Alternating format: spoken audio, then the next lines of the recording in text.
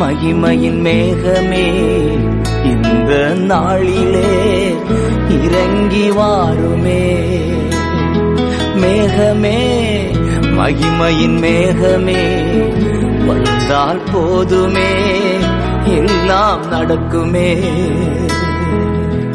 ஏகமாய் துதிக்கும் போது இறங்கின மேகமே, ஏகமாய் துதிக்கும் போது இறங்கின மேகமே, ஆலயம் முழுவதும் மகிமையால் நிரப்புமே.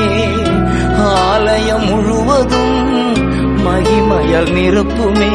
மேகமே, மகிமையின் மேகமே இந்த நாளிலே இறங்கி வாருமே. மேகமே. கர்த்தரை ஆராதிக்க வந்திருக்கிற உங்கள் யாவருக்கும் இயேசு கிறிஸ்துவின் வல்லமை உள்ள நாமத்திலே அன்பான வாழ்த்தலை தெரிவித்துக் கொள்கிறேன். நிறைய பேர் புதிதாய் வந்திருக்கிறீர்கள். நீங்கள் தொடர்ந்து கர்த்தரை ஆராதிக்க வரும்படி அன்பாய் கேட்டுக்கொள்கிறேன். உங்கள் ஜெபங்களுக்கும் உங்கள் விண்ணப்பங்களையும் ஆண்டவர் கேட்டு உங்களுக்கு பதில் செய்வாராக. நீங்கள் எந்த பிரச்சனைக்காக இந்த சபைக்கு போனால் நடக்கும் என்று வந்திருக்கிறீர்களோ அந்த பிரச்சனைக்கு தேவன் பதிலளித்து அந்த பதிலை கர்த்தர் உங்களுக்கு அருமையான செய்வாராக.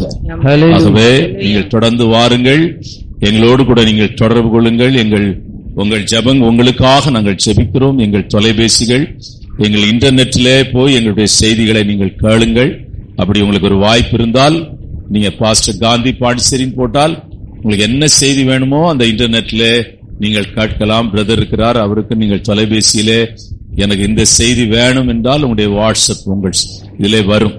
ஆகவே நீங்கள் தொடர்ந்து ஆவிக்குரிய வாழ்க்கையிலே இயேசுவை பின்பற்றுவதற்கு இந்த சபை உங்களுக்கு உதவியாயிருக்கும். ஆமென், ஆமென்.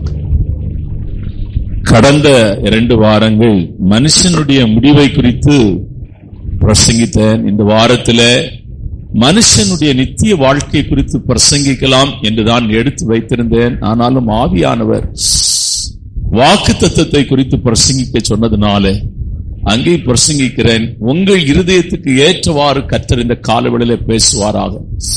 நீங்கள் 1ஆம் தேதி கூட்டத்திலே வந்திருந்தாலும் கர்த்தர் புதிய காரியங்களை உங்களுக்கு வெளிப்படுத்தி உங்கள் இருதயத்தை அருமையான மகிழ்ச்சியினாலே நிரப்புவாராக. உங்கள் இருதயம் பூரிப்படைவதாக, உங்கள் இருதயம் ஆவி எழும்புவதாக. நாம் கர்த்தருடைய வார்த்தையை வாசிக்கலாம். 1 ராஜாக்களின் புஸ்தகம் 18ஆம் அதிகாரம் 41ஆம். பின்பு எலியா ஆகாப்பை நோக்கி, நீர் போம், போஜனம் பண்ணும், பெருமழையின் இரைச்சல் கேட்கப்படுகிறது என்றான். அருமையான ஆண்டவருடைய பிள்ளைகளே, தேசத்துல மகா பெரிய பஞ்சம் இருக்கிறதை நீங்கள் பார்க்கலாம். சாதாரணமான பஞ்சம் அல்ல. மிருகங்கள் சாகிறது, பறவைகள் சாகிறார்கள், பசியினாலே ஜனங்கள் மடிந்து கொண்டிருக்கிறார்கள். ஆகாரத்தினாலே ஒரு பெரிய பஞ்சம் இஸ்ரவேல் ஜனங்களை தாக்கினது. அப்படிப்பட்ட சூழ்நிலையில தான் தேசம் இருக்கிறது. நீங்கள் 1 ராஜாக்களின் புஸ்தகம் 18ஆம் அதிகாரம் 2ஆம் வசனத்தை நீங்கள் வாசித்தால் பஞ்சமோ எனில் வாசிக்கலாம்.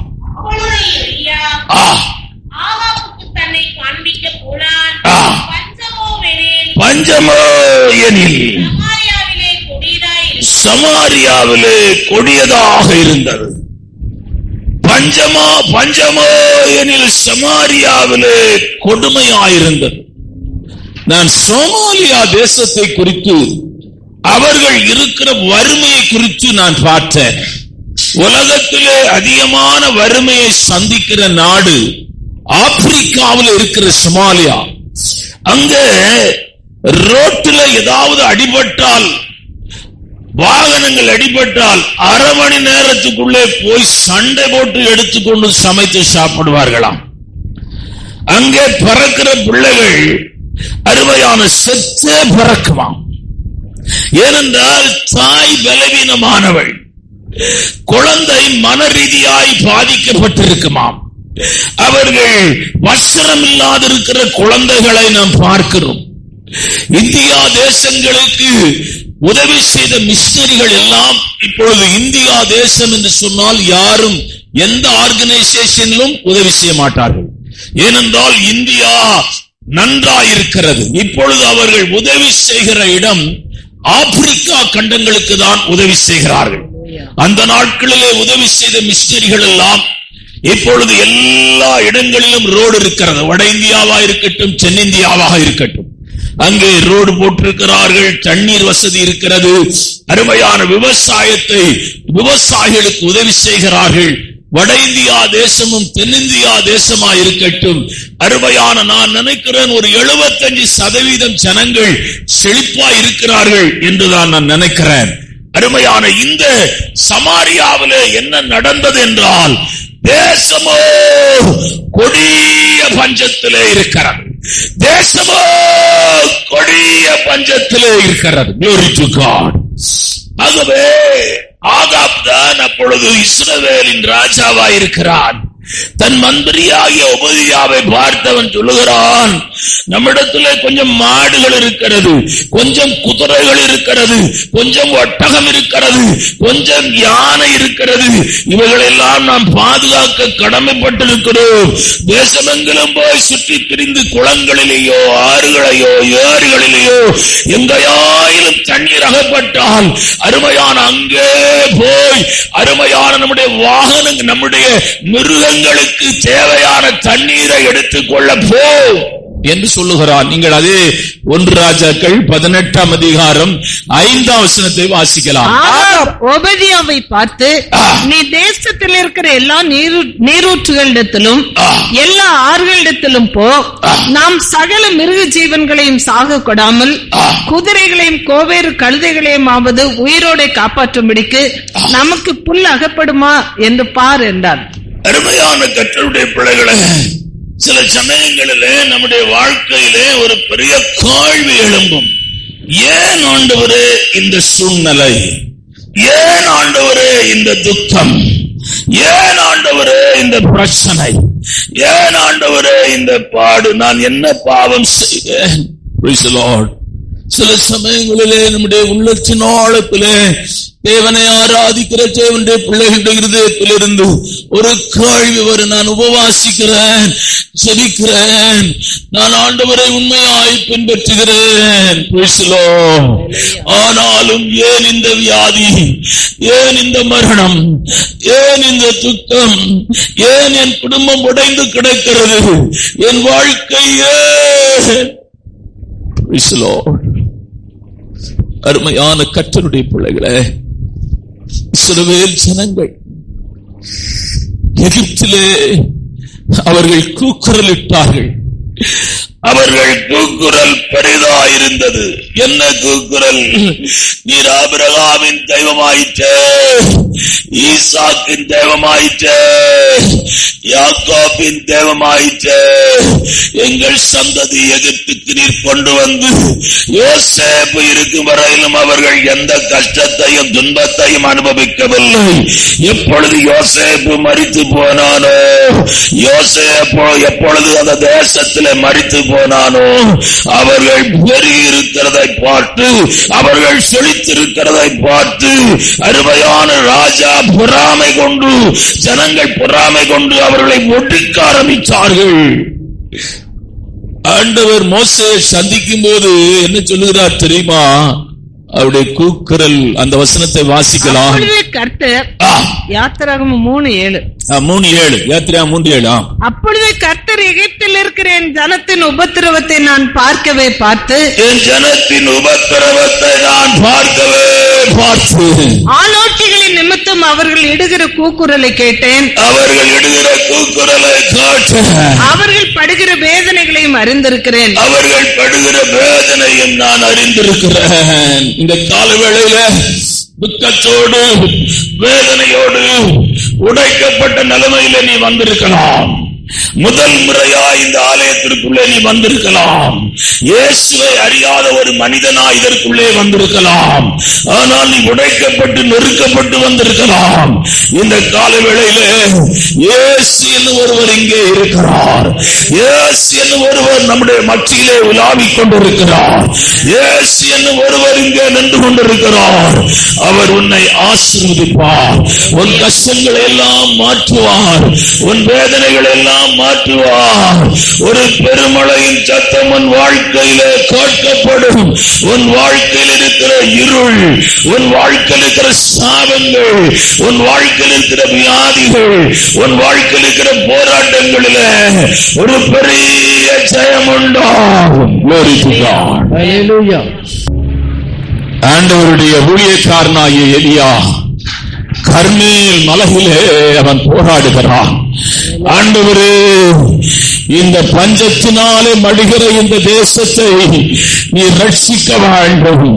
பஞ்சத்தினாலே வாடி மடிந்து கொண்டிருக்கிற இந்த தேசத்துக்கு நீர் இறங்க வேண்டும். நீங்கள் கர்மேல் பர்வதம், அருமையான நீங்கள் அந்த வசனத்தை வாசிக்கலாம். எலியா கர்த்தருடைய சமூகத்திலே போராடுகிறான். தன் ஊழியக்காரனை நோக்கி 42:18-42 ஆக போஜனபானம் பண்ண போனான். பின்பு எலியா கர்மேல் பர்வதத்தினுடைய சிகரத்தின் மேல் ஏறி தரையிலே பணிந்து தரங்கும் புறமாய் தலையை தரையிலே தலகும் விழுந்து கிடக்கிறான். வாசிக்கலாம். தன் முகம் தன் முழங்காலில் பட குனிந்து தன் ஊழியக்காரனை நோக்கி போய் சமுத்திர முகமாய் பார் என்றான். சமுத்திர ஊழியக்காரரை பார்த்து சொல்றான், எப்பா நான் ஜெபம் பண்ணிட்டு இருக்கிறேன்பா, கர்த்தர் இந்த தேசத்துக்கு இறங்குவாருப்பா, கர்த்தர் இந்த தேசத்துக்கு உதவி செய்வாருப்பா, நீ பாறையா அங்கங்க போய் பார், மழை மேகங்கள் ஏதாவது தோன்றுமா என்று பார். அவன் போய் பார்த்து ஒன்றுமில்லை என்றான். நீ இன்னும் 7 தரம் போய் பார் என்றான். 7ஆம் தரம் இவன் இதோ சமுத்திரத்திலிருந்து அவன் ஜெபத்தை விடவில்லை. ஐயா, முதல் முறை அவன் அனுப்பும் போது தன்னுடைய ஊழியக்காரன் வந்து சொல்லுகிறான், ஐயா நம்ம ஜெபத்தை தேவன் கேட்கவில்லை, நம்முடைய ஜெபத்திற்கு தேவன் பதிலளிக்கவில்லை, ஒரு மேகமும் தோன்றவில்லை என்று சொல்லுகிறான். நீ போய் மறுபடியும் போய் பார். 2வது முறையும் வந்து சொல்லுகிறான், ஐயா நான் இப்பொழுது வேறு இடத்துல போய் பார்த்தேன், அங்கு எதையாயிலும் மேகம் தோன்றுமா என்று பார்த்தேன், அங்கேயும் இல்லை. 3வது முறை வந்து சொல்லுகிறான், நான் பார்க்கவில்லை. 4வது முறை வந்து சொல்லுகிறான், பார்க்கவில்லை. 5வது முறை வந்து சொல்லுகிறான், பார்க்கவில்லை. 6வது முறை வந்து சொல்லுகிறான், பார்க்கவில்லை. ஆனால் எலியா ஜெபத்தை விடவே இல்லை. உன் ஜெபத்திற்கு பதில் வரும். காலதாமதமானாலும் அருமையான குறித்த நாளுக்கு தரிசனம் வைக்கப்பட்டிருக்கிறது. அது பொய் சொல்லாது. அது தாமதித்தாலும் காத்திரு, அது தாமதிப்பதில்லை. நிச்சயமாய் வரும்.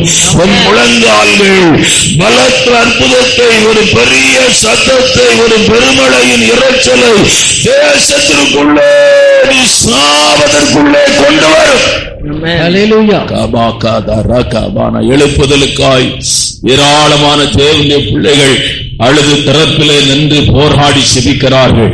நாம் மாத்திரமல்ல, தேசத்தில் இருக்கிற அநேக ஜெப வீரர்கள் அவருடைய பாரங்கள் வேதனைகள் எல்லாம் தேசத்திலே ஒரு எழுப்புதல் உண்டாகும். அருமையான நாம் வாழ்கிற இந்த தேசம் அருமையான இந்து தேசம். ஆனால் கர்த்தர் அருமையான இந்த தேசத்திற்குள்ளே அருமையான பெருமழையின் சத்தம் தேவனுடைய பிள்ளைகளுடைய முழங்கால்களின் ஜெபத்தின் மூலமாய் உண்டாகும்.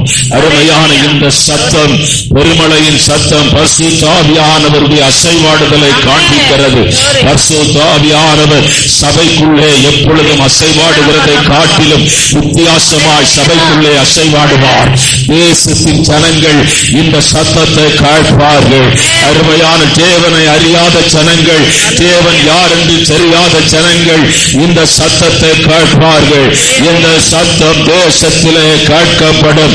எப்படி பெந்தைக்கோஸ்தே நாட்களிலே கர்த்தருடைய ஆவியானவர் அருமையான அந்த மேல் மாடியில இறங்கி அந்த 120 உள்ளே 120 பேர் இருந்த இடத்துக்குள்ள இறங்கி அசைவாடின போது அந்த கட்டடம் அசைந்தது என்று எழுதப்பட்டிருக்கிறது.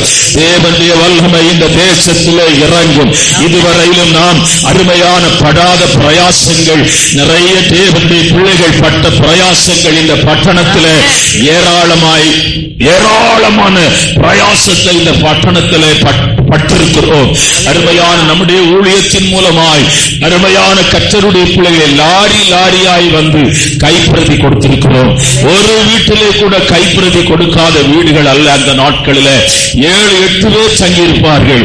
விடிய காலையிலே அவர்கள் கிளம்புகிறவர்கள். மதியம் சாப்பாடு அந்த இடத்திலே அவர்கள் சாப்பிட்டுக் கொள்ள வேண்டும். சாயங்காலம் தான் திரும்புவார்கள். இந்த சுவிசேஷம் அறிவிக்கப்பட்டிருக்கிறது. நாம் மிகுந்த பிரயாசத்தினால ஒரு 5 ஆலயத்தை கட்டியிருக்கிறோம். அருமையான யாரும் உதவி செய்தல்ல, கர்த்தரே உதவி செய்ததை நாம் செய்திருக்கிறோம். அருமையான ஒவ்வொரு சபையும் அப்படி செய்திருக்கிறார்கள். நாம் மாத்திரமல்ல, அநேக ஊழியக்காரர்கள் பிரயாசப்பட்டிருக்கிறார்கள். அருமையான இறந்து போன அருமையான துரை பாஸ்டர் நினைக்கிறேன், அருமையான சிபிஎம் பாஸ்டர், அவரும் நானும் ரொம்ப நேரம் பேசிக் கொண்டிருந்தோம். எப்படியாயும் ஜனங்கள் இயேசுவை அறிந்து கொள்ள வேண்டும். அந்த ஒரே ஒரு டீமில தான் நாங்கள் கொஞ்ச நேரம் பேசினோம். அருமையான எப்படியாயிலும் ஆண்டவர் அருமையான ஜனங்கள் இயேசுவை அறிந்து கொள்ள வேண்டும். அந்த ஒன்றுதான். அருமையான தேவனுடைய பிள்ளையே, இந்த நாளில் காலவேளை ஆராதனையில கர்த்தர் உன் இருதயத்தை எழுப்புவாராக. உன்னை தேவன் ஒரு எழுப்புதலின் சத்தமாய் மாற்றுவாராக. உன் குடும்பத்தை ஒரு எழுப்புதலின் சத்தமாய் மாற்றுவாராக. உன் அருமையான தேவனுடைய பிள்ளைகளை பெருமழையின் சத்தமாய் கர்த்தர் உன்னை மாற்றுவாராக. உன் ஜெபம் மாறுவதாக, உன் பக்தி மாறுவதாக, உன் வைராக்கியம் மாறுவதாக, உன் கிரியைகள் மாறுவதாக. கர்த்தர் உன்னை ஒரு பெருமழையின் சத்தமாய் மாற்றுவாராக.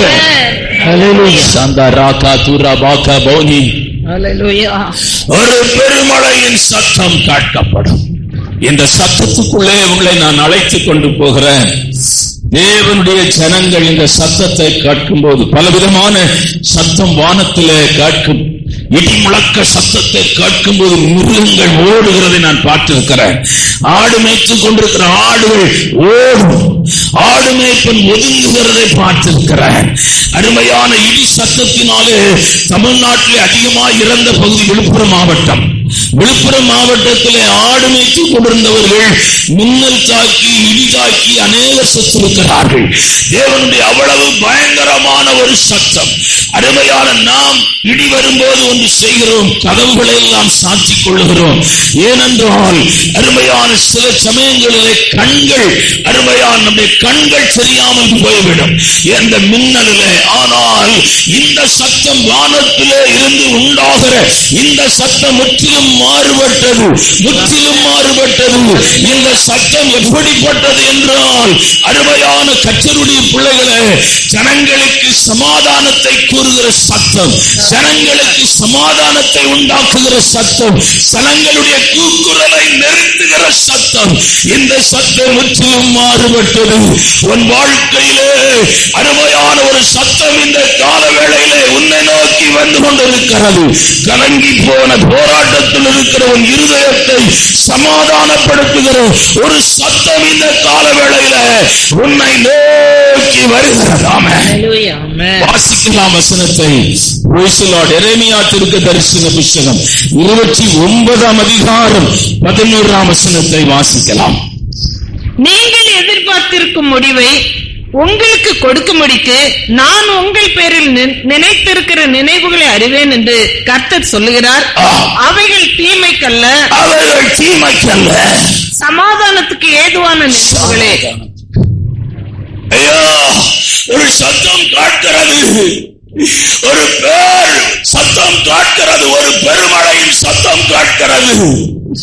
அது நோவாவின் காலத்திலே உண்டான சத்தம் அல்ல. அந்த மழை அந்த முழு தேசத்தையும் அழித்து விட்டது. அந்த தேசத்திலே இருக்கிற ஜனங்களை பட்சித்து விட்டது. அந்த தேசத்தில் இருக்கிற ஜனங்களை வாரிக்கொண்டு போனது. இந்த சத்தம் அப்படிப்பட்ட சத்தம் அல்ல. இந்த சத்தம் அருமையான தேசத்திலே சமாதானத்தை உண்டு பண்ணுகிற சத்தம். ஆமென். தேசத்துல சங்கீதங்களின் புத்தகம் 33ஆம் சங்கீதம் 11ஆம் வசனத்தை வாசிக்கலாம். கர்த்தருடைய ஆலோசனை நித்திய காலமாகவும் அவருடைய இருதயத்தின் நினைவுகள் தலைமுறை தலைமுறையாக இருக்கும். அருமையான கர்த்தர் உன்னை ஒரு சத்தமாய் மாற்றுவாரா? பெருமழையின் சத்தம், அவருடைய சத்தம், அவருடைய நினைவுகள் நிச்சய நிச்சய காலமாய் இருப்பதா? அவன் மரித்தும் அவன் சத்தம் மறையவில்லை. அருமையானவன் மரித்து போனான், ஆனால் வேதம் அவனை குறித்து பேசுகிறது. அவன் மரித்தும் இன்றைக்கும் பேசுகிறான். ஆண்டவருடைய பாதபடியிலே அருமையான நளனம் என்னும் தைலத்தை உடைத்து அவன் பாதத்திலே ஊற்றின பெண்ணை ஆண்டவர் சொல்லுகிறார், இந்த சுவிசேஷம் உலகத்திலே எங்கெங்கே பிரசங்கிக்கப்படுவோ அங்கே இவள் நினைத்தது சொல்லப்படும். ஹல்லேலூயா. கர்த்தர் சபையிலே உன்னை சத்தமாய் மாற்றுவாராக. சபையிலே கர்த்தர் உன்னை உருவாக்குவாராக. சபையிலே கர்த்தர் உன்னை ஒரு கூர்மையான பட்டயமாய் மாற்றுவாராக. சபையிலே கர்த்தர் உன்னை ஒரு துலக்கப்பட்ட அம்பாய் மாற்றுவாராக. தேவனுடைய பிள்ளைகளே, உன் முடிவின் நாளிலே, உன் ஓட்டத்தின் முடிவிலே ஊழியக்காரன் அழ வேண்டும். ஊழியக்காரன் விசுவாசிகள் அழ வேண்டும். ஓ, நீ செய்ததை ஒரு காலம் மறக்க முடியாத நினைவுகளாய் கர்த்தர் நினைவுகளை மாற்றுவாராக. நீ எத்தனை வருஷம் பூமியிலே இருந்தது என்பது முக்கியம் அல்ல, ஆண்டவருக்கா என்ன செய்தா என்பதுதான் முக்கியம். எத்தனை நாள் ஜீவித்தா என்பது முக்கியம் அல்ல. வீடு வசதி, கார், அருமையான வசதிகள் எல்லாம், நல்ல பேங்க் பேலன்ஸ், எல்லா வசதிகள், அது எல்லா உலகத்திலே நம்மை காட்டிலும் பணக்காரர்கள் ஏகப்பட்ட பேர் இருக்கிறாங்க. நம்ம காட்டிலும் லட்சக்கணக்கான பேர் பணக்காரங்களா இருக்காங்க. அரசியல்வாதிங்க சொத்து அவங்களுக்கே தெரியாது. ஒருத்தர் பேட்டி கொடுக்கிறார், பேரு மதுரையில, ஒரு பெரிய ஆள், திமுகவில் பெரிய அமைச்சர், ஒரு பேட்டி கொடுக்கிறாரு. அவர் சொல்றாரு, எங்களுக்கு சொத்து எங்க இருக்குன்னு எங்களுக்கு தெரியாது, எங்க அப்பா எங்கெல்லாம் சொத்து வச்சாருன்னு தெரியாது, எங்க தாத்தா எங்கெல்லாம் சொத்து வச்சாருன்னு தெரியாது. இப்ப நான் அமைச்சர் ஆன பிறகு என்னுடைய பவர்ல என்ன பண்ணிக்கிறேன், தாசில்தாரை கூப்பிட்டு பத்திரங்கள் எல்லாம் கொஞ்சம் செக் பண்ண சொல்லி எங்கெங்க இருக்குதோ அதெல்லாம் எடுக்கணும்னு சொல்லி இருக்கிறேன். எங்க இருக்குன்னு தெரியாது, அவ்வளவு வசதியா இருக்கிறாங்க ஜனங்க. ஆனா தேவனுடைய பிள்ளையே, நீ எவ்வளவு வசதியா இருந்து மரித்து போனா என்பது அல்ல, பெட்டியில வைக்கிற நீ எப்படி அடக்கம் பண்ற, இதெல்லாம் ரொம்ப முக்கியம் இல்ல. லாசரு மரணத்துல யார் வந்திருப்பாங்க தெரியுங்களா? முனிசிபாலிட்டியில இருந்து ஆட்கள் வந்திருந்தாங்க. சாவு எங்கேயுமே வைக்க முடியாது. ஒரு நாள் வைக்கலாம், 2ஆவது நாள் பக்கத்து வீட்டுக்காரன் போன் பண்ணானா போலீஸ் வந்துடும், முனிசிபாலிட்டியில இருந்து வந்துருவாங்க, அவங்க அடக்கம் பண்ணிடுவாங்க. நம்முடைய இந்தியாவில் அப்படி வச்சுக்கிறாங்க. கர்த்தருடைய பிள்ளையே, என்ன செய்தாய், என்ன பண்ணினாய்? வீடு கட்டினா, இப்ப வீடு 3 பேர் கேஸ் இருக்கு, 4 பேர் கேஸ் போட்டுக்கிறான். எங்க அப்பா சொத்து எனக்குன்னு ஒருத்தன் போட்டுக்கிறான். எங்க அப்பா என்கிட்ட பணம் வாங்கினார், நான் கடன் வாங்கி 10 லட்சம் கொடுத்துருக்கிறேன். அவன் ஒரு போலி பத்திரத்தை வச்சு நிற்கிறான், 10 லட்சம் இந்த வீட்டுக்கு நான் கொடுத்தேன், எனக்கு தான் சொந்தங்கிறான். எல்லாம் கோர்ட்டு கேஸ் அலைஞ்சிட்டு இருக்கிறான். நீ வீடு கட்டி அருமையான கடைசி அந்த பிள்ளைகளுக்கு வச்சுட்டு போறது துக்கத்தை தான் வச்சுட்டு போயிருக்கிறேன். அந்த பிள்ளைகளுக்கு வேதனை தான் வச்சுக்கிற. அவன் என்ன பண்ணிட்டான், யாருக்கு வீடுன்னு தெரிய பிறகு வீடை திறக்கலாம் சொல்லி ஒரு பெரிய பூட்டை கொண்டு வந்து முத்தி கோர்ட் நோட்டீஸை ஓட்டிட்டான், இந்த வீடு திறக்க கூடாது. ஈவி பில் கட் பண்ணிடுவாங்க, தண்ணி பில் கட் பண்ணிடுவாங்க. அங்க அந்த வீட்டுல சுகமா குடியிருக்கிறது வௌவால் சுகமா குடியிருக்கும், அங்கே எலி சுகமாய் குடியிருக்கும், பெருசாளி பெரிய பெரிய பந்து போடும். நான் நடந்ததை சொல்றேன், பார்த்ததை சொல்றேன், நீங்க வேணா வாங்க. அப்படி இருக்குதா பாண்டிச்சேரியில் அப்படி நிறைய வீடு இருக்கு. பிள்ளைங்க கேஸ் என்னைக்கு முடியுது, என்னைக்கு சிவில் கேஸ் முடியும்? இந்த கோர்ட்ல தோத்தா மேல் கோர்ட் அப்பீல், அந்த கோர்ட் தோத்தா சுப்ரீம் கோர்ட் அப்பீல். நம்ம ஊர்ல அப்படி வச்சிருக்கோம். அதுலயும் தோத்துட்டுனா ஜனாதிபதிக்கு அப்பீல். இந்த அப்பீல் எல்லாம் முடிஞ்சு போகும்போது நம்ம பேர பிள்ளைதான் இருப்பான் கேஸ் நடத்துறது. அவன் கூட இருக்க மாட்டான், அவன் பிள்ளைதான் இருக்கும். நம்ம ஊரு சட்டம் செத்த பிறகுதான் நீதி கிடைக்கும், உயிரோடு இருக்கும்போது நீதி கிடைக்காது. சில சட்டங்கள் எல்லாம் நான் கொஞ்சம் கொஞ்சம் பார்த்திருக்கிறேன். ஐயா, இது என்ன சட்டம்? ஒருத்தர் நம்மளை ஏமாத்தி இடத்தை வித்துட்டா நம்ம யாரு மேல கேஸ் போடணுமா? ஏமாத்துறவங்க மேல கேஸ் போடக்கூடாதான். அங்க இருக்கிறவன ஒருத்தன் சண்டை போட வரான் பாருங்க, அவன் மேலதான் கேஸ் போடணுமா? நான் கேட்டேன் அவங்ககிட்ட, அப்படின்னா அவன் ஏமாத்தணுவேன், அதுக்கு இங்க தனியா கேஸ் போடணுங்க. இது என்னையா சட்டம்? இது என்னையா சட்டத்தை வச்சுக்கிறீங்க? ஏமாத்தணும்னு இந்த கேஸ்ல சேர்க்க வேண்டாம், ஏமாத்தணும் சேர்த்துல அந்த கேஸ் நடத்தணும். இல்ல சார், சட்டம் வக்கீல் சொல்றான், சட்டம் அப்படிதான் இருக்கு சார், அவன் மேல கிரிமினல் கேஸ் ஒண்ணு போடுங்கிறான். இவன் வாங்கணும், எத்தனை கேஸ் போடுறது, எத்தனை வக்கீலுக்கு பணம் கொடுக்கிறது சொல்லுங்க. தேவனுடைய பிள்ளைய இந்த நாளின் காலவேளை ஆராதனையில கர்த்தர் உண்மையிலே வைத்திருக்கிற நினைவுகள் சமாதானத்துக்கு ஏதுவானவைகள். கலங்கி வந்திருக்கிறியா? அவன் மேல கர்த்தர் ஒரு சமாதானத்தின் பொண்ணுக்காக வந்திருக்கிறீங்களா? ஒரு நல்ல பொண்ணை கர்த்தர் தருவா.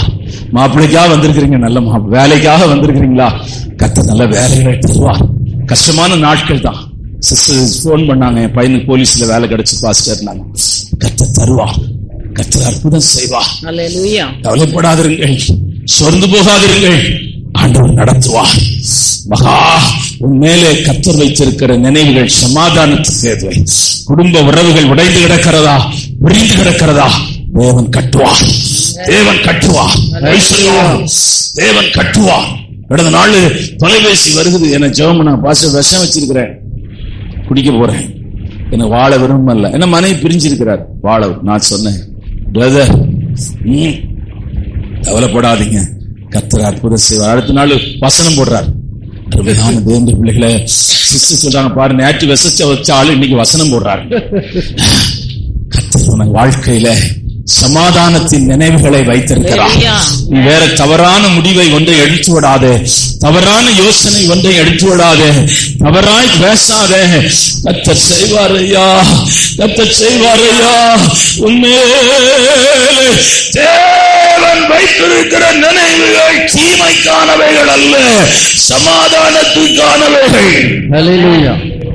இரண்டாவது, தேவனுடைய சத்தத்துக்கு நேராய், பெருமழையின் சத்தத்துக்கு நேராய் உன்னை அழைத்து கொண்டு போகிறேன்.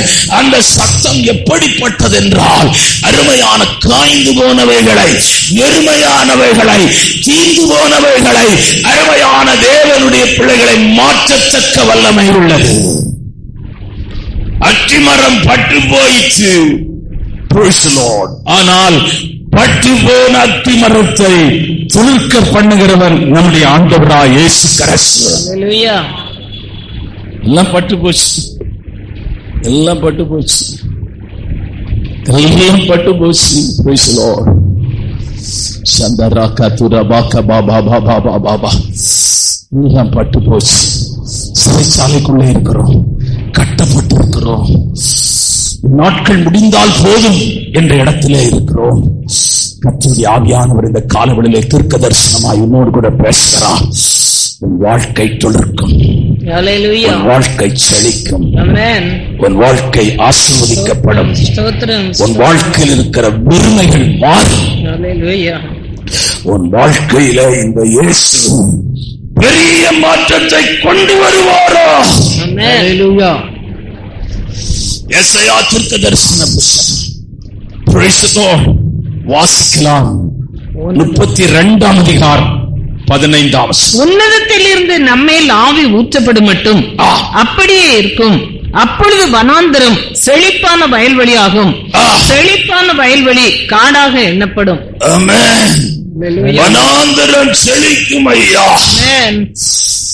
ஏனென்றால் கர்மேல் பர்வதத்திலே செழிக்கிற மனுஷன், கர்மேல் பர்வதத்திலே போராடுகிற மனுஷன் தேவ ஜனத்தின் செழிப்புக்காக அவன் போராடி கொண்டிருக்கிறான். பிரதான பழைய ஏற்பாட்டிலே பிரதான ஆசாரியன் அங்கே கர்த்தரை, அவன் கர்த்தருடைய காரியம் ஊழியங்களை செய்து பிரகாரத்தில் இருக்கிற ஜனங்களை வந்து அவன் பார்க்கும்போது சொல்லுகிற ஒரு வார்த்தை என்னவென்றால், தேவன் உங்களை ஆசீர்வதிப்பாராக. ஆமென். தேவன் உங்களை இந்த வார்த்தையை தான் திரும்பி திரும்பி சொல்லிட்டு இருப்பானா. ஆனால் மௌனமாய் அவன் போனால் ஜனங்கள் மேல் கர்த்தர் துக்கமாய் இருக்கிறார் என்று புரிந்து கொள்வார்களா? அருமையான கர்த்தருடைய பிள்ளைகளை அவன் எப்படி ஜெபம் பண்றான்? நீ ஜெபம் பண்ற மாதிரி அவன் ஜெபம் பண்ணல. வந்து முழங்கால இருக்கு. நீ அந்த வசனத்தை வாசிக்க, அவன் ஜெபம் பண்ண முறையே பாருங்க. எலியா கர்மேல் பர்வதத்தினுடைய சிகரத்தின் மேல் ஏறி தரையிலே பணிந்து தன் முகம் தன் முழங்காலில் பட குனிந்து எப்படி பணிஞ்சிருக்கிறான் பாருங்கயா. இந்த தலை வந்து இந்த முழங்கால படுமா. அவனா எப்படி அவன் ஜெபம் பண்ணிருப்பான் பாருங்க. இந்த முழங்கால அவன் தலையை வச்சு முட்டுறான். ஆண்டவரே, ஆபிரகாமின் ஜனங்கள், ஆண்டவரே ஆபிரகாமுக்கு வாக்கு கொடுத்தவர் ஐயா. இந்த ஜனங்கள் தான் செங்கடலை நடந்து வந்தவர்கள். இவர்கள் தான் வானத்தின் மன்னாவை புசித்தவர்கள். இவர்கள் தான் மேக சம்பத்திலே அக்னி சம்பத்திலே நடந்து வந்தவர்கள். இவர்கள் மேல் உம்முடைய வாக்கு தத்தம் இருக்கிறது ஐயா. இவர்களுக்கு இரக்கம். இது சாதாரணமான ஜெபம் அல்ல ஐயா. நிறைய பேர் போகிறான், அது இதுன்னு ஜெபம் எல்லாம் வச்சுக்கிறாங்க. பணத்துக்கு ஒரு 10 பேரை போட்டு ஜெபம் பண்றாங்க. மாச சம்பளம் அவங்களுக்கு 5000 10,000 ரூபாய் கொடுத்து நீங்க 24 மணி நேரம் ஜெபம் பண்ணுங்கன்னு போட்டுக்கிறான். பணத்துக்கு ஜெபம் பண்றான். எப்படி ஜெபம் பண்ண? அவனே பிரச்சனையில இருக்கு. நான் ஒரு இடத்துல பிரச்சனை பண்ண பெரிய ஊழியம் தான். ஆபீஸ்ல இருந்து ஒரு அம்மா வந்து எனக்கு ஜெபம் பண்ண சொல்றான். நான் சொன்னேன், நீங்க இங்க ஜெபம் கோபுரத்தில் இருக்கிறீங்க. வீட்டுக்காரன் விட்டு போயிட்டா, நான் ரொம்ப கொடுமையில இருக்கேன், வறுமையில தான் இந்த கோபுரத்துக்கே வந்தேங்கிறான். நான் குடும்பமா சேர்ந்து அந்த இடத்த காலி பண்ணிடுவேங்கிறான். தேவனுடைய பிள்ளைய பணத்துக்கு, அந்த காலம் அப்படி இல்லை. இந்த காலத்துல அருமையான தேவனுடைய பணத்துக்கு ஜெபம் இருக்குது. பணத்துக்கு பணம் கொடுத்தா ஒரு ஜெபம் பண்றவங்க இருக்கிறாங்க. திட்டம் எல்லாம் வச்சுக்கிறாங்க. என்னையா திட்டம்? நீ கொடுத்தா உனக்கு ஆசீர்வாதம் உண்டுன்னு சொல்லி திட்டம் எல்லாம் வச்சுக்கிறான். இயேசு வருவார்னு ஒரு பக்கத்துல பேசிட்டு இருக்கிறாங்க. இன்னொரு பக்கத்துல கோடிக்கணக்கான பில்லரை போட்டு பணத்தை செலவு பண்ணி, இது ஜெப அறை, இது வந்து போகிற அறை, இது அந்த அறை, ₹1,00,000 கொடுக்கிற 10 பேர் வந்து போட்டுக்கிறான். இதெல்லாம் ஊழியம் இல்லையா? இதெல்லாம் வியாபாரங்கள். தேவனுடைய மனுஷன் கர்மேல் பர்வதத்திலே போய் செபிக்கிறான். அருமையான அவன் ஜெபம் வித்தியாசமானது. அவன் ஜெபம் மாறுபட்டது. மற்றவர்கள் ஜெபிக்கிறது போல அவன் ஜெபிக்கவில்லை. நீங்கள் எங்கும் சிக்கிக் கொள்ளாதிருங்கள், அதற்காய் பிரசங்கிக்கிறேன். எங்கேயும் சிக்கிக் கொள்ளாதிருங்கள். உங்கள் ஜெபத்தை கேட்டு தேவன் பெருமழையின் சத்தத்தை உண்டு பண்ணுவாரோ. உங்களுக்கு ஜெபிக்க தெரியாது இருக்கலாம்யா, நல்ல அழகா ஜெபம் பண்ண தெரியாம இருக்கலாம், எல்லாம் வசனம் எல்லாம் சொல்லி அழகா ஜெபம் பண்ணாதவங்களா இருக்கலாம். சாதாரணமா ஜெபம் பண்ணலாம். கர்த்தருடைய ஜெபத்தை கேட்டு அற்புதம் செய்வார். உங்கள் ஜெபத்தை கேட்டு அற்புதம் செய்வாராக. நீங்க எந்த மனுஷனுடைய ஜெபத்துல மயங்கி விடாதிருங்கள். உன் ஜெபத்திலே பரலோகம் மயங்கும். தேவன் மயங்குவார். என் சமூகத்தில் இப்படி போராடுகிற ஒரு பெண்ணை நான் பார்க்கிறேன் பாண்டிச்சேரியில். என் சமூகத்தில் இப்படி போராடுகிற ஒரு ஆணை நான் பார்க்கிறேன். அப்படிப்பட்ட ஒரு அபிஷேகம் ஒன்று இந்த கால வேளையில இறங்குவதாக. எங்கேயாவது போய் உங்ககிட்ட தீ பிடிக்கிறது இல்ல, வான் தீ மத்தவண்ட பிடிக்கணும்.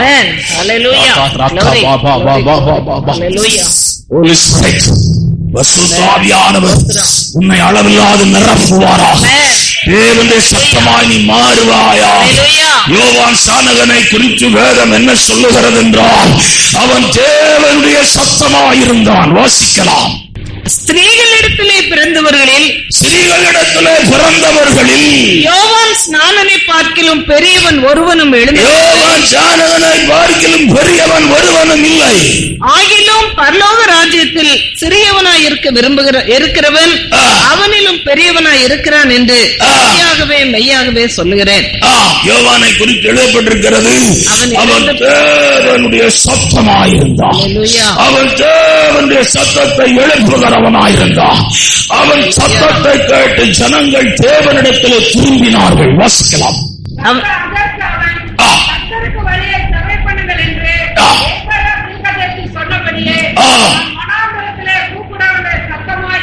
வனாந்திரத்திலே கூப்பிடுகிறவனுடைய சத்தமாய். இந்த சத்தத்திலே, இந்த பெருமழையின் சத்தத்திலே ஆசீர்வாதம் இருக்கிறது.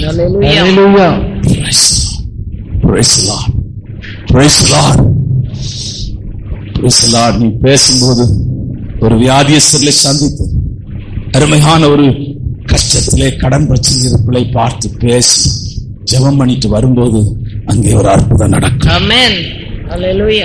மருத்துவமனையில ரொம்ப சீரியஸாய் மரண தருவாயில் இருந்த ஒரு பிரதர், அந்த நாட்களிலே டிஜிஎஸ் இருந்த நாட்கள்ல ஜீசஸ் கால்ஸ்ல போய் போனாராம். பிரதரை வர சொல்லுங்க, அது முடியவே முடியாட்டான்.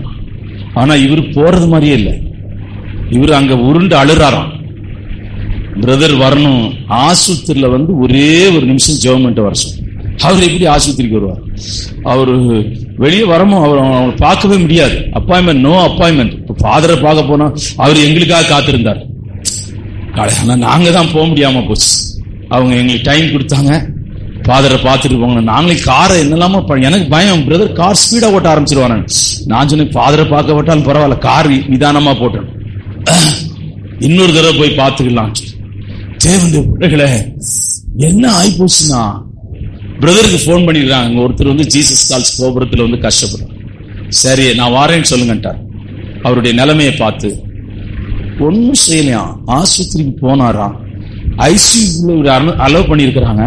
அவர் ஒன்னும் செய்யலன்னு சொன்னாரா, எலும்பு இயேசு நாமத்திலும் சொன்னாரா. அவன் படுத்திருந்த அந்த டீப்பு கீப்பெல்லாம் போட்டுருந்தானா, எலும்புனானா. அதுக்குள்ள அங்க ஒரு கூட்டம் வர ஆரம்பிச்சு போலுங்க. ஸ்பீடா கார்ல வெளியே வந்துச்சாரா. சொல்றாங்க, அவர் கூட ஊழியர் செய்தவங்க சொல்றாங்க, அவர் ஒரு வார்த்தை தான் சொன்னாரு, அந்த வார்த்தையில அவன் எழும்பிட்டாங்க. கர்த்தர் அப்படிப்பட்ட நாவை உனக்கு தருவாராக, அப்படிப்பட்ட சத்தமாக கர்த்தர் மாற்றுவாராக. செபிக்கிற உன்னுடைய சத்தம் மாறுவதாக, ஜெயத்தை ஜனங்களுக்கு தேசத்துக்கு கொண்டு வருவதாக. அருமையான எலியா, அருமையான எலிசா, செத்து போன எலிசாவின் எலும்புகளிலே செத்து போன ஒரு மனிதனை போட்டபோது அவன் ஜீவன் பெற்றான். அவன் எலும்புகளுக்குள்ளே தேவன் பிரசன்னம் நிரம்பி இருந்தது. அவன் எலும்புகளுக்குள்ளே தேவனுடைய அபிஷேகம் நிரம்பி இருந்தது. அவன் எலும்புகளுக்குள்ளே தேவனுடைய கிருபை இருந்தது.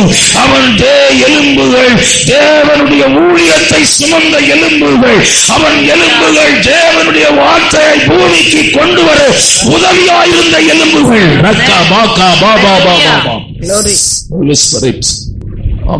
நம்முடைய சரீரம் ரொம்ப மேன்மையானது, உங்களுக்கு தெரியாது, எனக்கு தெரியும். இது பலவீனமான சரீரம் தான். இது சில சமயம் நம்முடைய கட்டுப்பாட்டை விட்டு வெளியே போற சரீரம் தான். ஆனாலும் இந்த சரீரம் பரலோகத்தின் தேவனுடைய ஊழியத்தை செய்வதற்கு உதவியாயிருந்திருக்கிறேன். இந்த சரீரம் இல்லாவிட்டால் நான் உங்களை பார்க்க முடியாது, உங்களோடு கூட கர்த்தருடைய வார்த்தையை கொண்டு வர முடியாது, உங்களுக்கு நான் சத்தமாய் இருந்திருக்க முடியாது, தேவனுடைய சத்தமாய் இருந்திருக்க முடியாது. ஆனால் இந்த சரீரத்தையும் கர்த்தர் நேசிக்கிறார். அது ஆண்டுடைய பிள்ளைகளுடைய மரணம் அருமையானது. ரொம்ப ரொம்ப ரொம்ப ரொம்ப அருமையானது. அவருடைய மரணம் ரொம்ப அருமையானது. இந்த சகோதரன் செத்ததை போல ஒரு காட்சியே இல்லை. கடைசி புற பார்த்தா belt in white and white, முகம் கொஞ்சம் தான் மாறி இருந்தது. ஏன்னா அடுத்த நாள் ஆயிட்டல, அடுத்த நாளும் போயிட்டல. ஆனா அவர் அப்படியே ஜம்முன்னு இருக்கிற மாதிரியே இருந்துச்சு. கர்த்தருடைய பிரசன்னம் அப்படி இறங்குது. எல்லாம் களக்காடு ஜனங்கள்லாம் பாத்தீங்கன்னா அவ்வளவு இந்துக்கள் எப்படி இருப்பாங்க, விவசாயிகள் எப்படி இருப்பாங்க, கரடு முரடான ஜனங்க. அருவா தூக்குற ஆளுங்க. ஆமா, அந்த ஊர் ஜனங்கள்லாம் அப்படிதான். அங்கதான் ஒருத்தர் இருக்கிறான், அவன் பேர் என்ன, துப்பாக்கி டைலரா, வீரப்பன். இல்ல இல்ல இல்ல, இப்ப அங்க ஒருத்தர் இருக்கிறான், அவனை போலீஸ் சுட சொல்லிட்டாங்க, மறைஞ்சிருக்கிறான். திருநெல்வேலியில உள்ள ஆளும். அவன் பார்த்தா சிஎம்ஏ மிரட்டான், அப்படிப்பட்ட ஆள். ராஜாவா ராஜா அருமையான அப்படிப்பட்ட ஜனங்க இருக்கிற பகுதி. நீ திருநெல்வேலி எல்லாம் எப்படின்னு கேட்டீங்கன்னா, வெட்டுவேன்னு சொல்ல மாட்டான், வெட்டிட்டு வந்துதான் சொல்லுவான் வெட்டிட்டேன்னு. தலையை எடுத்துன்னு சொல்ல மாட்டான், தலையே எடுத்துட்டு வந்து அவன் தலை தான் இருக்குங்க. அப்படிப்பட்ட ஊருங்க அந்த பகுதிகள் எல்லாம். ஆனா அங்கிருந்து ஒருவனை கர்த்தர் அழைத்து மகிமையான தேசத்துக்கு என்று தெரிந்து கொண்டு அந்த மரணத்திலே கர்த்தர் வருகிறார். அப்படிதான் அங்க எல்லாம் நிக்கிறாங்க. நான் அருவா கடந்து நான் மண்ணுட்டி மட்டும் எனக்கு தேவைப்பட்டு மண்ணுட்டி விட்டு வாங்கினேன். எனக்கு ஒண்ணு மட்டும் தெரியும், நம்ம போறது வரல எவனும் சண்டை போட மாட்டாங்க. ஏன்னா நான் அங்க நிக்கிறது பார்த்தேன்னா என் உருவம் பெரிய உருவம், வெள்ளையும் சொல்லையுமா நிக்கிறேன். ஃபாதர் வந்து நிக்கிறாரு. அவனுக்கு என்ன ரோமன் கேத்தலிக் ஃபாதர்னா தான் கடைசி வரையும் நினைச்சுக்கிட்டான். சரி அப்படியே நினைச்சுக்கிட்டோம். ஃபாதர் தான் நானும் சொல்லிட்டு இருந்தேன். ஃபாதர் எதுவும் வச்சுக்கிட மாட்டான். ஏன்னா ஃபாதருக்கு பின்னாடி ஒரு கூட்டம் இருக்குன்னு அவனுக்கு தெரியும். எல்லா ஃபாதருக்கும் நான் போனோன்னு நினைச்சேன், அங்க ஒரு கூட்டம் இருந்துச்சு. இது எப்படியும் பெரிய தகராறு பண்ணும். ஆனாலும் நான் சொல்லிக்கிட்டே வந்தேன், அவங்க ரொம்ப பிரச்சனையில் இருக்கிறாங்க, எதுவும் பிரச்சனை கொடுத்துறாதீங்க நான் சொல்லிட்டே வந்தேன். ஒருத்தர் விளக்கு கொடுத்து போனா அங்க தூரமா நிக்கிறான், அவன் வரட்டு பாத்துக்கிறோங்கிறான். ஒருத்தர் நின்னாங்க. கர்த்தர் சமாதானத்தை உண்டு பண்ணி இருக்கிறான். அந்த போன் எல்லாம் நான் தான் பண்ணேன். அந்த அம்மா டெலிபோனு என் கையில கொடுத்துட்டாங்க. எல்லாம் நீங்களே பேசணும். டீச்சருக்கும் பேசினது நான் தான். பாத்தியாருக்கு பேசினேன். சார் ராஜன் பிரதர் இறந்து போயிட்டாரு சார், நீங்க சொல்றது உண்மையா பொய்யா? நேற்று வரை என் கூட தான் இருந்தாரு, என்னால நம்ப முடியல. இந்த செய்தியை நான் சொல்லணும்னா வாட்ஸ்அப்ல நீங்க அனுப்பணும்டா. இவருதான் அனுப்புனாரு வாட்ஸ்அப்ல. இந்த செய்தி என்னால சொல்ல முடியாது, உண்மையா பொய்யா? அவங்க டீச்சருக்கு போன் பண்ணா டீச்சரும் அதே வார்த்தையை சொல்றாங்க. நீங்க ஏதோ மாத்தி அட்ரஸ்ல சொல்றீங்க, ஆனா இந்த போன் அவங்க மனைவி போன் நம்பரு, இதுல இருந்து நீங்க பேசுறீங்க. சரி இன்னொரு தடவை நான் கேட்கிறேன். எல்லாருக்கும் போன் நான் தான் பண்ண. அவங்க அக்காவுக்கு போனை என் கையில கொடுத்துட்டாங்க. இது அடித்தகராறு கும்பல். நான் பேசினேன். அப்படியா ஃபாதர் சொல்றீங்க? அப்படியா சொல்றீங்க ஃபாதர்? அப்படியா சொல்றீங்க ஃபாதர்? வேண்டாம் ஃபாதர், நீங்க சொல்றபடியே செய்வோம் ஃபாதர் அப்படி சொல்றாங்க. நான் பேசுறேன். ஜோதி சிஸ்டர் இவ்வளவு நேரம் என்ன கெட்ட வார்த்தை மாதிரி பேசிருந்த அந்த அம்மா இப்ப மாறி போச்சு. எல்லாவற்றையும் மாற்றுகிறவர். நீதிமானுடைய மரணம் சமாதானம். நீதிமானுடைய மரணம் சமாதானம். இரண்டாவது, இந்த சத்தம் உன் வாழ்க்கையை மாற்று. எப்படி இருந்த நம்ம இயேசுவை பின்பற்றும் போது சாப்பாட்டுக்கு கஷ்டம். எனக்கு ஒருவேளை சாப்பாடு எங்க வீட்டுல கிடையாதையா. எங்க வீட்டை நினைச்சு நான் ரொம்ப நேரம் அழுது இருக்கிறேன். அழுது காய்ச்சலே வந்துட்டு. ஏன் அந்த இடத்துக்கு நான் அந்த இடத்துக்கு போவே பயப்படுறேன். ஒரே ஒரு தடவை போனேன் அந்த இடத்துக்கு. அந்த சங்க உள்ள ஒரு சபையில பேசினேன். ஆனா என்னால க்ளோஸ் பிரேயர் பண்ண கடைசின்னு சொன்னாங்க, ஆசீர்வதிக்க சொன்னாங்க. என்னால முடியல, அழுதுகிட்டே இருந்தேன். ஏன்னா இந்த இடத்துலதான் நான் பசியில இருந்திருக்கிறேன், இந்த இடத்துலதான் நான் தாகத்தில் இருந்திருக்கிறேன், இந்த இடத்துலதான் நான் வஸ்திரம் இல்லாது இருந்திருக்கிறேன், இந்த இடத்திலே தான் மழையிலே படுத்திருக்கிறேன். கர்த்தர் என்னை 1000 மடங்கு உயர்த்தி இருக்கிறார். எங்க வீட்டுல ஒரே ஒரு சின்ன டேபிள் இருக்கும். எல்லா கூரையும் ஓட்டையா இருக்கும். மழை வரும்போது அந்த செவுரு கொஞ்சம் கொஞ்சமா மண் செவுரு தான், அப்படியே இடிஞ்சு விடும். அன்னைக்கு நான் மட்டும்தான் இருந்தேன், யாரும் இல்ல. மழை இறக்கமா இருக்கும், மழை தண்ணி எல்லாம் உள்ள வந்துகிட்டே இருக்குது. நான் ஜுரத்துல படுத்து கிடந்தேன். அது எனக்கு ஞாபகம் இருக்குது. சாக்கு தான் எங்க வீட்டுல, பாயெல்லாம் வாங்க வசதி கிடையாது. 1-2 பிளேட்டு தான் இருக்கும். இதே நாங்க மாத்தி மாத்தி சாப்பிட்டுக்கணும். அவ்வளவுதான், மாத்தி சாப்பிடணும். சில சமயம் சட்டி இருக்கு பாருங்க, பானை சட்டி, அந்த சட்டி மூடிதான் வச்சு சாப்பிடணும். 7 பேர் உட்கார்ந்து இருப்பாங்க, நான் 4வது பேர் உட்கார்ந்து இருப்பேன். எனக்கு வர்ற குழம்பு கொஞ்சமா இருக்கும், எனக்கு பின்னாடி இன்னும் கொஞ்சம் கொஞ்சமா போயிட்டு இருக்கும். துண்டு கொஞ்சம் கொஞ்சமா குறைஞ்சுக்கிட்டே இருக்கும். அப்படிப்பட்ட ஒரு இடத்துல இருந்த நம்மை தேவன் செய்த நன்மை மகா பெரிய. இந்த இயேசு மாத்திரம் நான் சந்திக்காமல் போயிருந்தால். அவங்க கேட்டாங்க வண்டியில வரும்போது, டொமினிக் பிரதர் கேட்டார், இவங்க கேட்டாங்க, இயேசு சந்திக்கலன்னா என்ன பிரதர் செய்வீங்க? நான் எங்க ஊர்ல ஒரு டீ கடை வச்சிருப்பேன், அந்த டீ கடை ஃபேமஸ் டீ கடையா வேணா இருந்திருக்கும். அவ்வளவுதான் சொன்னேன். அவ்வளவுதான் நம்ம போக முடியும். ஆனா தெய்வம் நல்லவர் ஐயா, தெய்வம் பெரியவர் ஐயா, தேவ மகா பெரியவர் ஐயா. நம்மை ஆசீர்வதித்து நம்முடைய எல்கையை பெரிதாக்குகிறவர். யாபேஸ் கர்த்தருடைய சமூகத்திலே போய் அழுதான். நான் சாபத்திலே என் தாய் என்னை பெற்றெடுத்தாள், என் சாபம் என் மேலே இருக்கிறது என்று அழுதான். வேதம் சொல்லுகிறது யாபேசை கர்த்தர் ஆசீர்வதித்தார் என்று எழுதப்பட்டிருக்கிறது. யாபேசுக்கு தேவன் நன்மை செய்தார் என்று எழுதப்பட்டிருக்கிறது. இன்றைக்கும் இஸ்ரவேலிலே ஒரு பட்டணத்தின் பேர் யாபேசின் பட்டணம். Hallelujah. Amen. டிஜிஎஸ் பேர்ல தான் டிஜிஎஸ் சாலைன்னு சென்னை பட்டணத்தில் கலைஞர் தான் அதை வச்சார். கலைஞர் தான் போய் திறந்து வச்சார் சிஎம்ஆ இருக்கும்போது. எதுக்காய் சொல்கிறேன் என்றால், உன் சிறுமையெல்லாம் கர்த்தர் மாற்றுவார். உன் வாழ்க்கையை கீர்த்தியாக கர்த்தர் மாற்றம் பண்ணுவார்.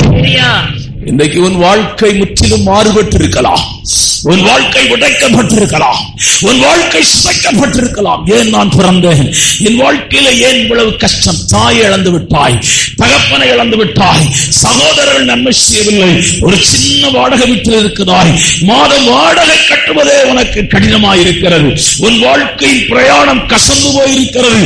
அப்படிப்பட்ட நிலைமையிலே தான் இந்த ஆலயத்திற்குள்ளே நீ வந்திருக்கிறாய். அருமையான நான் ஆராதிக்கிற, நான் சேவிக்கிற, எனக்கு நன்மை செய்த இயேசுவை பற்றி உனக்கு சொல்லுகிறேன். இந்த இயேசு உன்னை ஆசீர்வதிப்பார், உன் எல்லையை பெரிதாக்குவார். ஹல்லேலூயா. கர்த்தர் பெரியவரையா, கர்த்தர் பெரியவரையா, கர்த்தர் பெரியவரையா. நாங்க வேற நானும் ஜெயமூர்த்தி பிரதர் கார்ல போகும்போது நான் பேசின இடத்தை ஜெயமூர்த்தி பிரதர் பார்த்தார். பெரிய கிரௌடு, பாஸ்டிங் பிரேயர். நான் வந்திருக்கிறேன்னு சொன்னோம். நான் சொன்னேன், என்ன தெரியுமான்னு அந்த பாஸ்டர்ட்ட கேட்டேன். உங்களை தெரியாதவங்க யாரு பாஸ்டர் நாகர்கோவில்ல இருக்கிறாங்க, நான் உங்க சபைக்கு வருவேன், ஏதாவது மீட்டிங் இருக்குதான்னு கேட்டேன். இன்னைக்கு நடக்கிற மீட்டிங்ல நீங்க தான் பேசுறீங்க. அந்த நேரம் தான் அந்த ப்ரோக்ராமே புக் பண்ணேன். ஊர்ல போய் வண்டியில போயிட்டு இருக்கும்போது தான் அந்த ப்ரோக்ராம் நாங்க புக் பண்ணோம். அந்த இடத்துல நான் போகும்போது எனக்கு ஞாபகம் வந்தது என்ன தெரியுமா? நானும் சுப்பையனும் ஒரு பழைய சைக்கிள் அந்த இடத்துக்கு ஜெபம் பண்ண போனோம். பழைய சைக்கிள், அது டயர் பஞ்சர் ஆயிடுச்சு. பஞ்சர் கடையில விட்ட நான் நினைச்சேன் அவன்கிட்ட காசு இருக்குன்னு. ஏன்னா அவன் கொண்டு போய் பஞ்சர் கடையில விட்டு பஞ்சர் விட்டு, அவன் என்ன நினைச்சுக்கிறான், எங்கிட்ட காசு இருக்கு பஞ்சர் விட்டு. சுப்பை காசு கொடுப்பு, சுப்பை எங்கிட்ட காசுனா உங்ககிட்ட காசு இருக்குன்னா டயர் இல்லைன்னா உருட்டிட்டு ஊருக்கே போயிருப்பேனே, அங்க ஊருக்கு அங்கேயே போயிருப்பேனே. அவன் டயரை கலட்டிட்டான். நான் அவன்கிட்ட சொன்னேன், வீட்டுக்கு போய் காசு எடுத்துட்டு வர, வண்டி இங்க இருக்கு. இருக்கட்டும் சார், நாங்க பஞ்சர்லாம் ஒட்டி வச்சுட்டு நீங்க வரும்போது காசு கொடுத்துருவாங்க. எங்க 2 பேர்த்தையும் காசு கிடையாது. அந்த சபை அப்போ ஒரு 10 பேர் தான், 15 பேர் இருப்பான். இப்ப ஆயிரக்கணக்கான பேர் இருக்கிறாங்க. 2 சர்வீஸ் எல்லாம் நடத்துறாங்க. அவன் சொல்றான் என்கிட்ட, ஏப்பா நல்ல பிரசங்கம் பண்ணு, நல்ல பாட்டு பாடு, காணிக்க கொடுக்காம விட்டுற போறாங்க. அவன் சொல்றான் என்கிட்ட, அந்த அம்மாக்குமா தாக்கி பேசிடாத, நல்ல வார்த்தையா பேசு. இல்ல உனக்கு காணிக்கையே கிடையாது, அனுப்பிச்சிருவாங்க. பிரசங்கம் பண்ணி முடிச்சோன்னு அந்த அம்மா காணிக்கை கொடுத்தாங்க. அப்பதான் எங்களுக்கே சீவன் வந்து சைக்கிள் எடுத்துட்டு ஊருக்கு போலாம். அந்த இடத்துலதான் இப்ப வாங்கின கார்ல போனோம். அவன் நினைக்கல நாங்க இவ்வளவு பெரிய கார்ல வருவோம்னு நினைக்கல. நான் கர்த்தர் நல்லவரையா, ஆண்டவர் நம்முடைய கொம்புகளை உயர்த்துகிறவர், ஆண்டவர் நம்முடைய கொம்புகளை கனப்படுத்துகிறவர், ஆண்டவர் நம்முடைய கொம்புகளை மகிமையாய் உயர்த்துகிற தேவன். நீ துன்பத்தை கண்ட வருஷத்துக்கு ஈடாய், நீ துன்பத்தை கண்ட வருஷத்துக்கு ஈடாய் கர்த்தர் உன்னை மகிழ்ச்சியாக்குற நாள் வருகிறது, வருகிறது. 3வது அந்த பெருமழையின் சத்தத்தை சொல்லி நான் முடிக்கிறேன். அந்த பெருமழையின் சத்தம் எப்படிப்பட்டதென்றால், இயற்கைகளை மாற்றி அருமையான உனக்கு சாதகமாய் மாற்றுகிற சத்தம். இயற்கையின் சூழ்நிலை எப்படி இருக்கிறது என்றால், கடும் வெப்பம் தேசத்தில் இருக்கிறது. நீ சமீபத்தில் அடிச்ச வெயில்ல என் உடம்பெல்லாம் வேக்குருவா மாறிச்சு. சொன்னாங்க என் உடம்பு அப்படிதான் இருக்கு. பயங்கர வெயில், வெளியே போக முடியல, தலை சுத்துது. வெளியே போனா எனக்கு கோபம் பயங்கரமா வருது. எங்க கடைக்கு ஒரு 11:30 மணிக்கு போனா சொன்னா அவ்வளவு கோபம் வந்துச்சு. ஏன்னா வெயிலின் தாக்கம் அப்படி. தேவனுடைய பிள்ளைகளே, ஒரே ஒரு நிமிஷத்துல தேவனுடைய மனுஷன் கர்மேலியிலே ஜெபித்த போது மேகங்கள், ஒரு கையளவு மேகம் தான், 7வது முறை தான் அந்த மேகம் வந்தது. ஆனால் 7வது முறை வந்த அந்த மேகம் சாதாரணமான மேகம் அல்ல, குளங்களை நிரப்புகிற மேகம், அருமையான ஆறுகளிலே தண்ணீரை உண்டு பண்ணுகிற மேகம், அருமையான தேவனுடைய பிள்ளைகளை நதிகளை உண்டு பண்ணுகிற மேகம், அங்கே காய்ந்து போன நிலங்களை செழிப்பாக்குகிற மேகம், அங்கே காய்ந்து போயிருந்த புல்லுகளையும் பூண்டுகளையும் முளைக்க பண்ணுகிற மேகம். சங்கீதங்களின் புஸ்தகம் 29ஆம் சங்கீதம் 3 வாசிக்கலாம். கர்த்தருடைய சத்தம், கர்த்தருடைய சத்தம் தண்ணீர்களின் மேல் தொனிக்கிறது. மகிமையுள்ள தேவன் முழங்குகிறார். கர்த்தர் திரளான தண்ணீர்கள் மேல் இருக்கிறார். கர்த்தருடைய சத்தம் வல்லமை உள்ளது. கர்த்தருடைய சத்தம் மகத்துவம் உள்ளது. கர்த்தருடைய சத்தம் கேதுரு மரங்களை முறிக்கிறது. கர்த்தர் லீபோனின் கேதுரு மரங்களை முறிக்கிறார். அவைகள் கன்று குட்டிகளைப் போலவும் லீபோனையும் சிரியோனையும் காண்டாமிருக குட்டிகளைப் போலவும் துள்ள பண்ணுகிறார். கர்த்தருடைய சத்தம் அக்கினி ஜுவாலையை பிளக்கும். கர்த்தருடைய சத்தம் வனாந்தரத்தை அதிர பண்ணும். கர்த்தர் காதேஸ் வனாந்தரத்தை அதிர பண்ணுகிறார். இந்த சத்தம் எப்படிப்பட்ட சத்தம் என்றால் மேகங்களை உண்டு பண்ணுகிற சத்தம். இயற்கைகள் சில சமயங்களிலே நமக்கு சாதகமா இருக்காது. இயற்கைகள் மாறுபட்டதா இருக்கு. நம்பிதான் போறாங்க. நீங்க 2 பிளைட் இன்னுமே கண்டுபிடிக்கல. ஏதோ ஒரு பிளைட்டை கண்டுபிடிச்சாங்க. சிங்கப்பூர் ஏர்போர்ட்டுக்கு யாரும் போக மாட்டாங்க. சிங்கப்பூர் ஏர்லைன்ஸ்ல அதிகமா யாரும் புக் பண்ண மாட்டாங்க. எல்லாரும் எங்களையும் சொன்னாங்க, நீங்க சிங்கப்பூருக்கு போகாதீங்கன்னாங்க. எனக்கு சிங்கப்பூருக்கு போகணும், சிங்கப்பூர் ஏர்போர்ட் வழியா தான் போகணும்னு நான் நினைச்சு தீர்மானம் பண்ணேன். அவங்க எல்லாரும் சொன்னாங்க, சிங்கப்பூர் லைனே நீங்க விட்டுருங்க, ஏன்னா அங்க ஃபெயிலியர் ஆயிப்போச்சு, ஏர்லைன்ஸே ஃபெயிலியர் ஆயிப்போச்சு. தேவனுடைய பிள்ளையே, இருக்கிற எல்லா மேகங்கள் அருமையான ஃபெயிலியர் ஆனாலும் எல்லாமானாலும் உனக்குள்ளே இருக்கு உண்டாகிற பரிசுத்த ஆவியானவருடைய சத்தம், வசனம் என்னும் சத்தம், ஜெபம் என்னும் சத்தம், என்னும் சத்தம் அருமையான இயற்கைகளை ஆளத்தக்க வல்லமை. பசுமலை, மதுரை பசுமலையில அதை நான் பார்த்தேன். ஜீவானந்தம் பேசியிருக்கிறார். பசுமலையில மேல கூட்டம் 3 நாள் ஜீவானந்தம் பேசுறார். மழையோ அடியோ அடின்னு அடிக்குது. 6 மணிக்கு கூட்டம், 6 மணினா மழை கொட்டுன்னு கொட்டு. 6 ஆச்சு 6:30 ஆச்சு. இவரை கொடை பிடிச்சிட்டு வர்றாங்க. அவர் கொடைக்குள்ள நின்னு வர்றாரு. அவர் சொன்னார், கொடையை முத வெளியெடுங்கன்னார். நான் ஆராதிக்கிற தேவன் இயற்கையை மாற்றுகிறார். அவர் சொன்னார், இயேசுவின் நாமத்திலே இந்த மழை நிற்பதா, இயேசுவின் நாமத்திலே இந்த மழை நிற்பதா. நீங்க என்ன நினைச்சாலும் சரி, அந்த கிரவுண்டு நாங்க பேசின இடம் அங்க மட்டும் மழை பெய்யல. கீழே இருந்து கேட்டாங்க, கூட்டம் ஃபெயிலியர்ட்டாங்க. ஏன்னா கீழே பசுமலையில ஐயா ஒருத்தர் இருக்கிறார். அவங்க சொன்னாங்க, கூட்டம் ஃபெயிலியர், யாருமே வரலன்னு. ஆனா நிறைய ஜனங்க வந்திருந்தாங்க. அந்த இடத்துல மட்டும் மழை இல்ல. கர்த்தரின் சத்தத்தை கேட்டு இயற்கைகளை ஆளுகை செய்கிறவர், இயற்கைகள் அடிமைப்படுகிறவர். அவன் 7வது முறை பார்த்த மேகம் சூரியனை கடுக்கத்தக்க வல்லமை உள்ளது. அவன் பார்த்த சின்ன மேகம் அருமையான பெரிய மேகத்தை உண்டு பண்ண வல்லமை உள்ளது. அந்த சின்ன மேகம் பெருமழையின் சத்தத்தை உண்டு பண்ண வல்லமை உள்ளது. ஆமென். அப்படியே நாம் செபிக்கலாம். மாதத்துக்காய், முதல் வாரத்துக்காய் ஸ்தோத்திரம். வந்ததான ஜனங்களை ஆசீர்வதிக்கிற கிருபை மூடுவதாக, புதிய தரிசனங்களும் புதிய அபிஷேகங்களும் புதிய கிருபைகளும் பிள்ளைகளை நிரப்புவதாக, தேவனுடைய சத்தமாய் மாற்றுவாராக. நம்முடைய கரத்தில் எல்லாவற்றையும் வைக்கிறோம். பெரிய காரியங்களை தேவன் செய்யும். ஆண்டவரே உமக்கு ஸ்தோத்திரம். இயேசுவின் நாமத்தில் ஜெபிக்கிறோம் பிதாவே. என் ஆத்மாவே கர்த்தரை ஸ்தோத்திரி, என் உள்ளமே பரிசுத்த நாமத்தை ஸ்தோத்திரி. என் ஆத்மாவே கர்த்தரை ஸ்தோத்திரி, அவர் செய்த சகல உபகாரங்களை மறவாதே. கர்த்தராகிய இயேசு கிறிஸ்துவின் கிருபையும் பிதாவுடைய அன்பும் பரிசுத்த ஆவியானவருடைய அந்நிய ஐக்கியமும் இந்த காலவேளை ஆராதனையிலே வந்த ஒவ்வொருவரோடும் சேஷிதமாயிருக்கும். ஆமென்.